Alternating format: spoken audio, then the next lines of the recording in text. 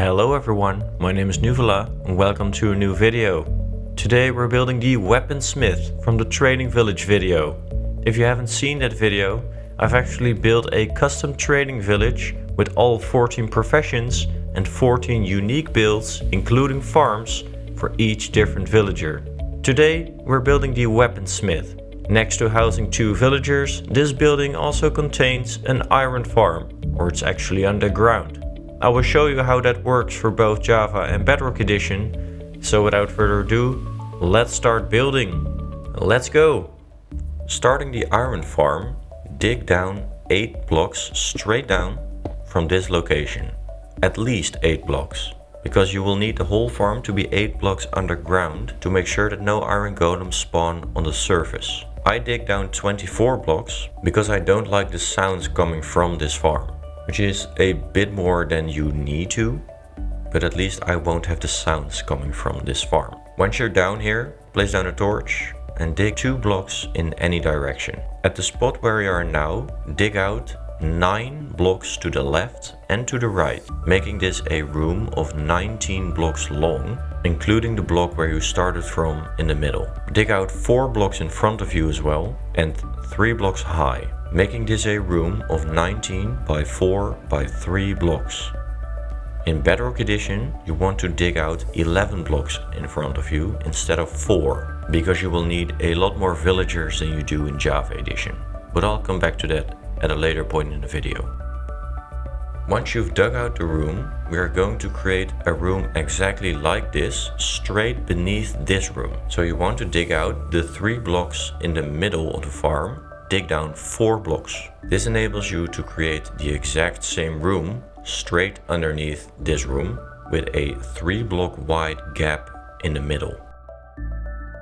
Now when you're digging out these rooms, it's possible that you find a cave system nearby. If so, you want to make sure that in an 8 by 8 by 8 block radius, all blocks are spawn proofed. Because otherwise iron golems might spawn next to the villagers in these caves, instead of straight above them in the room where they will be killed. When an iron golem is roaming outside of the farm, the villagers will feel safe and they won't spawn new ones, which breaks the farm. If you're sure that you've spawn-proofed the caves nearby, you can finish the room, and if you haven't done so already, create a way for you to get in and out of the farm using ladders, for example. I'm using this soon-to-be bubble column shaft for this, but you can also create a new way in and out of the farm.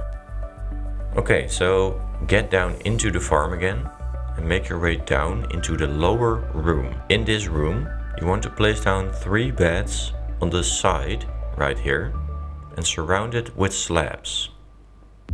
Also place a row of slabs on the top of the second block right here. Make sure that the room is lit up and place a water bucket in the corner right here, in which we will drop down the villagers, making sure that they don't take any damage when we do drop them. Place down 4 rows of leaves in front of this room. 1, 2, 3, 4. And then dig 3 blocks down, right here. Place down 2 soul sand and 2 water buckets on top of it. This is the holding cell for the zombie we are going to add. Surround it with leaves as well, and that's one side done. Now you want to repeat this on the other side as well, and you want to make sure that the entire floor is filled with leaves. This makes sure that iron golems won't spawn on these blocks.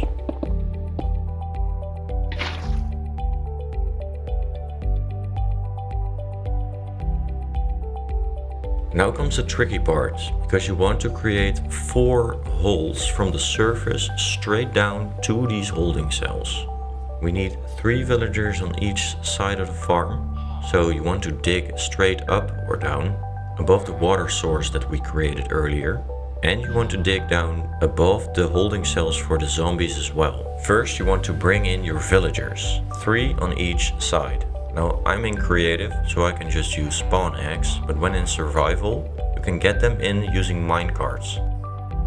For the zombies, you want to wait until nighttime, get those in a minecart as well, give them a name tag, which is important because otherwise they will despawn, and drop them down the chute above the holding cells for the zombies. It's important that you get them out of the minecarts, otherwise the villagers won't be able to see them. So get down there and break them out of the minecarts. The spawning mechanics for iron golems are so that a villager needs to sleep, get scared by a zombie, wake up and then create an iron golem. So this farm will only start working after the villagers have slept once. Because we have two sides, this means that we can have 2 iron golems every 30 seconds in the most ideal case. We have one problem though, because we haven't finished the farm on top. So if you do this in this order, it might spawn an iron golem which is still able to get down here and kill these zombies, as you can see right here. You don't want this, because as soon as they enter the farm, it's going to get operational, and it's not done yet. So you can get the villagers in here, and they are now sound asleep. And before we are going to add the zombies, we are going to create the system to bring the iron from down here up towards the surface. Place down a dispenser facing towards the bubble column on this spot. Dig away a few blocks beside it and place an observer facing towards the dispenser right here.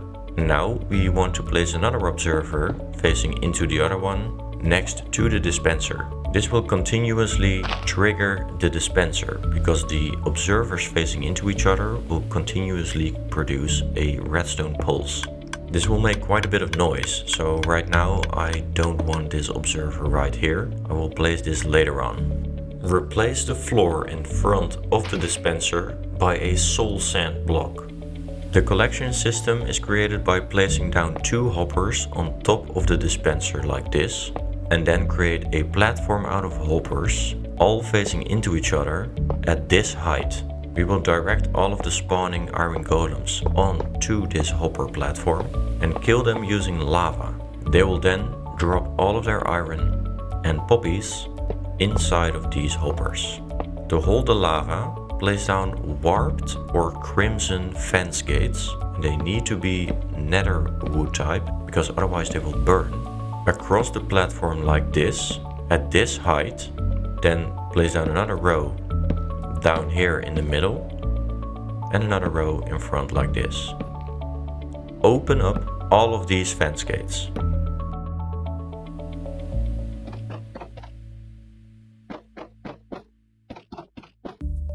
And finally, add a lava source right here. After you've added the lava, make sure that the room is closed off, except for these chutes where we need to drop down the zombies.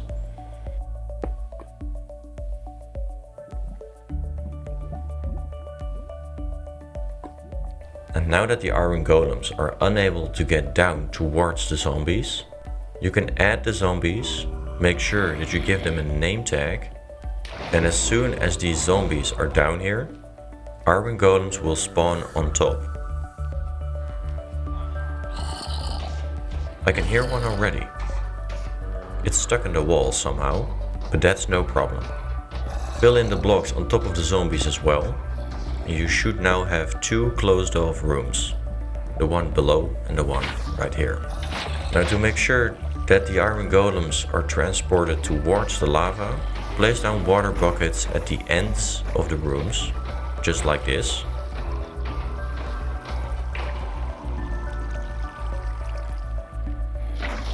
And now the spawning and killing room is done. So get yourself out of this room, move down, place down that second observer again if you haven't done so already. And now the farm is pretty much operational. The only thing left to do now is to transport the iron from down here towards the surface. For this we are going to create a bubble elevator. Let me show you a way how to do this in survival. Use a potion of water breathing, place down a water bucket at the top right here, and then break all of the ladders all the way down to the bottom. Now please use an axe for this instead of your hands, because it will take quite a long time otherwise. Once you're down here, place down kelp from the soul sand block all the way to the surface. If you're unable to place down kelp, you want to temporarily replace the soul sand block by just a dirt block, for example. Create the column all the way to the top, break down the kelp down below, and now you have a water column. If you did replace the soul sand block, don't forget to place it back, because once you do, a bubble elevator is created and you should be yeeted onto the surface straight away. And that's it. Your iron and poppies are now transported from down there all the way to the top right here. Now all we need is a collection system. But before that, let me quickly show you the Bedrock farm. Because in Bedrock, you will need 10 villagers on each side, which all have a bed and all have a workstation nearby. What you want to do is dig down another block beneath the beds and place them here with a glass block on top. So the bed is nearby, but they won't be able to sleep. Then replace the top slab that you placed in front of the beds for a fletching table, and you don't need the zombies in the middle. You can just fill in the entire floor using leaves. Do this on both sides and the farm should now be operational as well. Now in Bedrock, villagers behave a little bit erratically, so at times it won't work, but eventually the villagers will relink to the correct workstations and correct beds, and if they do, they will spawn iron golems. And there is a very slim chance that the bubble elevator doesn't work in this way. The game crashed once in my case, I think due to the bubble elevator. So you might want to use a different redstone system to trigger the dispenser down below, something that is a little bit slower. Now on to the collection system. On to the aesthetic part of the build, by first creating a collection system for the iron farm. Place a double chest in the ground right here, with a hopper facing into it at the back next to the bubble column. We are going to place some blocks next to this bubble column and hopper, and place a stair behind it. We're going to waterlog this stair, because now the water is flowing over the bubble column into the hopper. Place a block over the bubble column so that items don't shoot out anymore, but they flow onto the hopper. Once they do, they get transported into the chest, as you can see right here. Now we are going to disguise this system by creating a fireplace in front of it. Do this by placing stairs in this order with a campfire in between.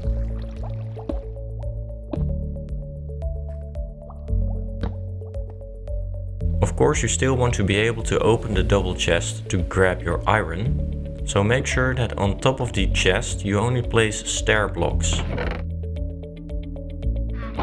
After that you can surround the entire collection system and build about 6 or 7 blocks up into the sky to create a chimney.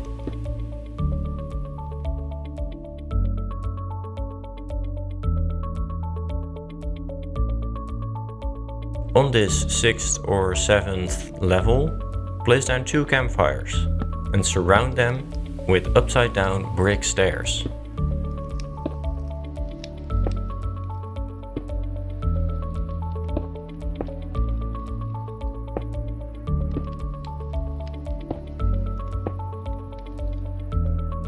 Place another layer of bricks on top of that,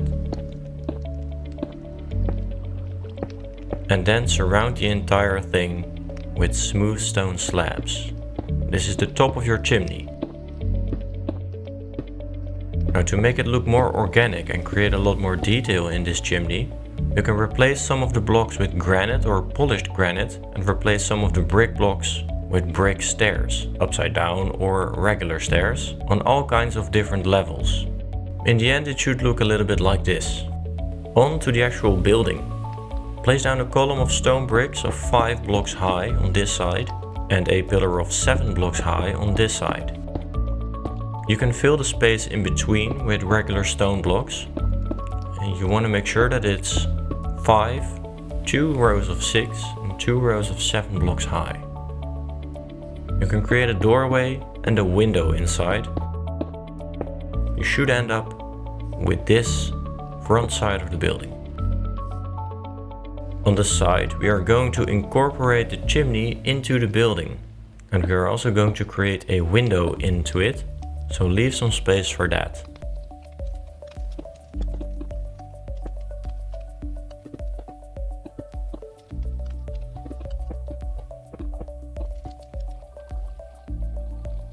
At the back side, you also want to build up to 7 blocks high using stone bricks next to the chimney, and again integrate the chimney into the building.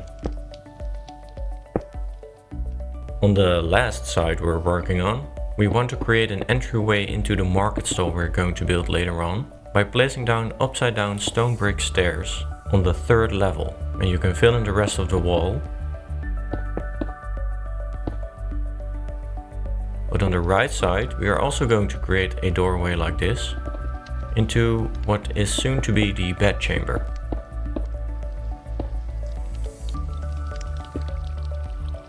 Fill in the rest of the wall, and if you want to create a little bit more detail, you can replace some of the regular stone blocks with cobblestone.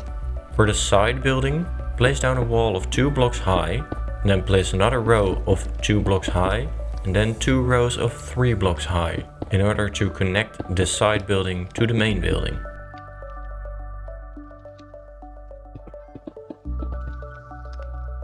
Grab some deep slate tiled slabs and create a roof going stepwise upwards towards the main building.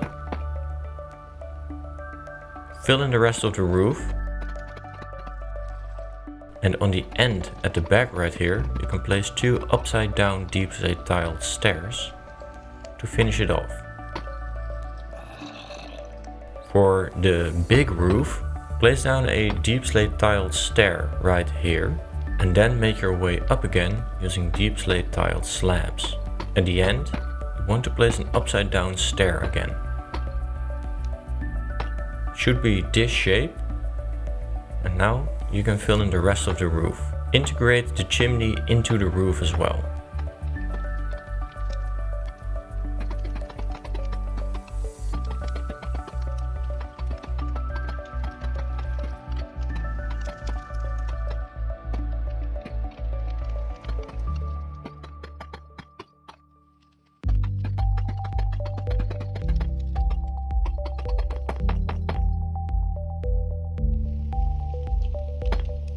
And that's pretty much it for the roof.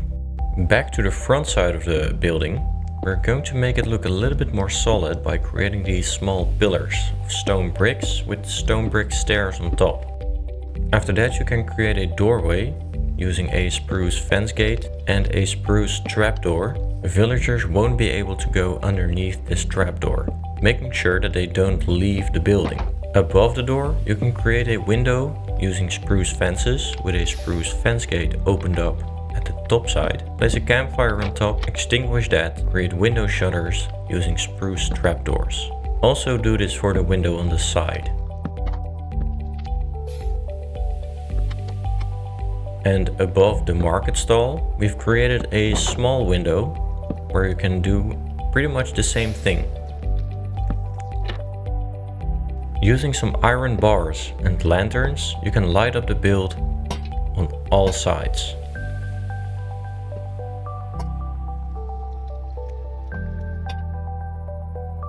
For the market stall, place down stripped spruce logs in all 4 corners like this, and place down 2 spruce fences on each one.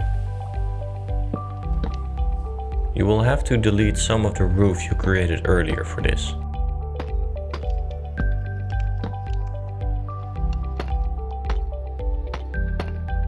Place down white and grey wool on top of these fences.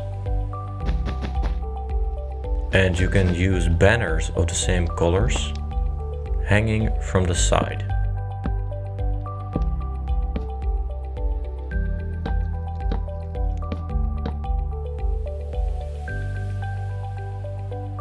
Place down upside down spruce stairs in between the stripped logs, and place down spruce slabs underneath the wool.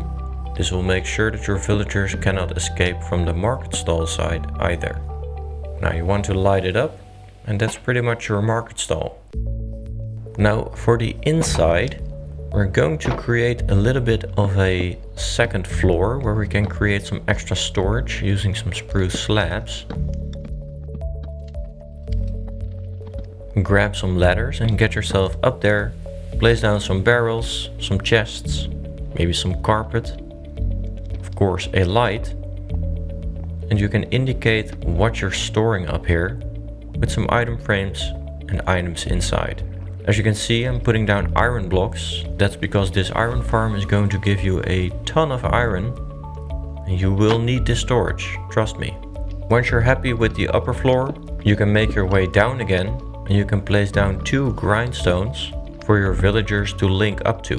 And then in the back chamber, you can place down 2 beds. Of course, don't forget to light up the area. You can place down some carpets and some item frames showing you the wares that you can buy or sell at this building. Make it look a little bit more cozy by placing down some plants.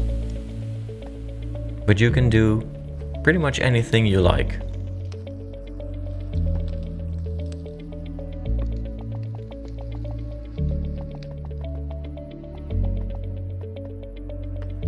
Lastly, don't forget to add the villagers, of course. Welcome in your new home. The final things to do is to place some green around the building to make it look a little bit overgrown. And as I do in most of my videos, surround the building in coarse dirt to make it stand out from the environment. Place down some stone buttons and some grass and make a pathway towards the entrance and towards the market stall. Now, as you can see, whilst building this farm in creative, we already got almost 2 stacks of iron whilst making this building. So you're gonna get a lot of iron. The last thing we need to do is to give the building a name. And well, for some reason I'm feeling like the smithy is a good name for this build. That's pretty much it for me. So I hope you enjoyed this tutorial and that it was easy to follow. If so, leave a like, leave a comment if you have any questions or suggestions, and stick around. Consider subscribing. You can join our Discord and share your builds or get inspired by others. Become a YouTube member and get access to all world downloads of my builds. And nowadays you can even buy me a coffee. Links to all of those things are in the description below, just like the material list. So have a great day and see you in the next one. Cheers!